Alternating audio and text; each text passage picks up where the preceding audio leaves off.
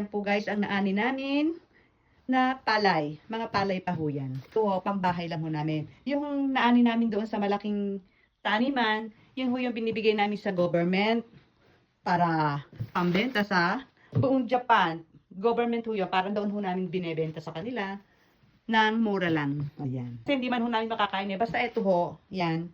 Pangbahay na ho namin yan. Pambigay sa mga relatives. Mga palay pa ho yan. Yan. Naka-serve dyan. Kasi hindi pwede ibigay agad dahil hayupin. Kaya palay pa lang ho yan na itatago namin. Yan. Pag kailangan na, saka kami magigiling ng bigas. Papuputain namin yan para maging bigas. Yan. So, the meantime, dyan nakatambak siya dyan as mga palay. Kapag ho gagamitin na o yung kailangan na, saka ho namin siya ginigiling dito sa aming makina na panggiling ng bigas. Ayan. Pag ho na ilagay na dyan yung palay, paglabas ho dito is puting-puting bigas na siya, bay. Nung minsan nahingi ng gusto, ayaw ng puti, yung bang unang talok, ayan, di, hindi pa putiin. Unang, palabasin na. Yan, masaganang ani kami ngayon this year. 3 lang kami sa bahay.